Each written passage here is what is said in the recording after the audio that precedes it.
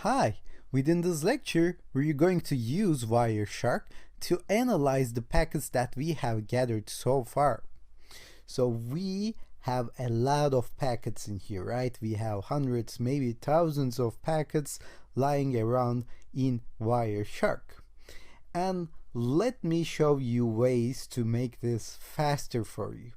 As you can see, there is a protocol column in here, and you can see the packets protocol, like if it's a TCP, if it's an HTTP request, if it's an ARP request, you can see all the different kinds of packets in here.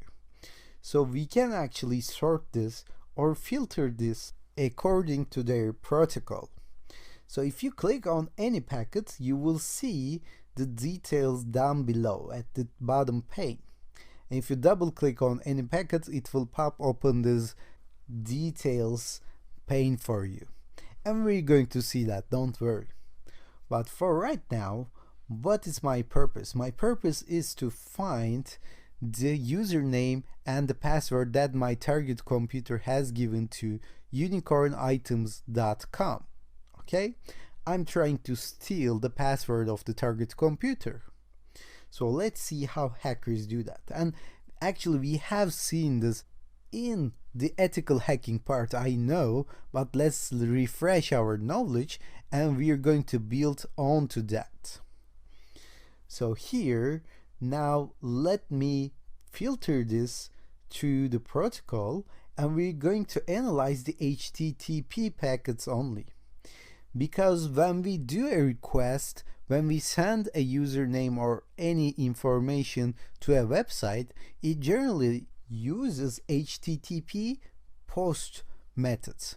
Okay, as you can see on the info side, we have get methods and post methods. We generally use get to download some information, get some information from the server, and we generally use post to post some information, send some data to the server. Of course, there are exceptions in that case, but we're going to search for post because that is most likely to handle this situation. And in here, in the destination, you can see the destination IP of the server or the website that we are dealing with. So this is the overview of Wireshark. And now I'm going to search for a post method, okay, a post packet, post HTTP packet in here, like this. So we have a post request. If I double click on it, it will pop open this details window. As I said before, I'm going to expand this hypertext transfer protocol, which is HTTP basically, and I can see the details of the website. And this is not unicornitems.com. I'm looking for unicornitems.com, right? So I'm going to search for another post item. So as you can see, we have a lot of packets in here. Of course, there are some filter options in Wireshark as well, but let me do this manually and search for everything. So we can see this is related to unicornitems.com, but if you go to details in here, you will see that we don't have any account information in this case. So we couldn't find username or password. So there are another unicornitems.com in here, and we don't see any account names here as well. And maybe you get the idea that this is going to take a while, okay? So you will find some post packet in which you will get the information about username and the password. And this is not fun to go over every target, every packet, every detail in here, because we have just surfed the web for like 1 minute. Maybe the user will stay in this web surfing process for like an hour. But eventually you will find the post method that has this content inside. As you can see, I have found it, and it says that username is test and the password is actually 123456. So it took a while, and we have to do this automatically, programmatically inside of our code.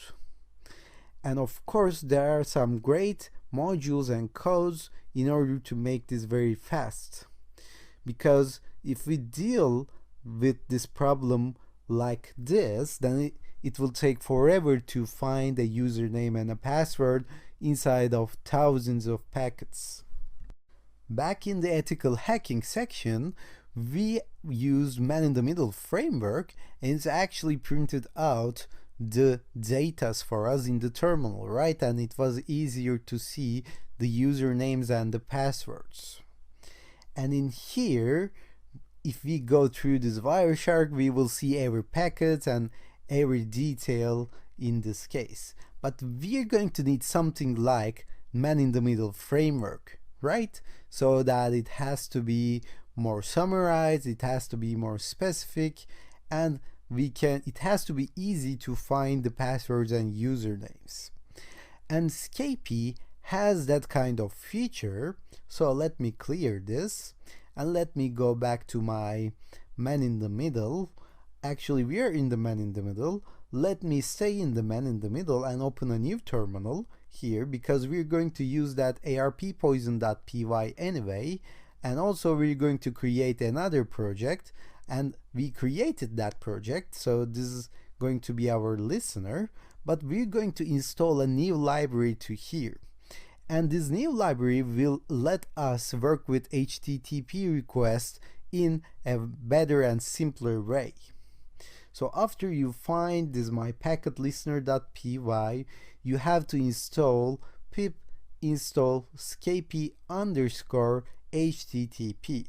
So this is a new module for us, and I'm going to show you how to use it. If you hit enter, it will say a requirement is already satisfied for me, but it will download it for you from scratch. And don't forget to install the pip3 version as well. So let's stop here, and within the next lecture we're going to see how to use this library.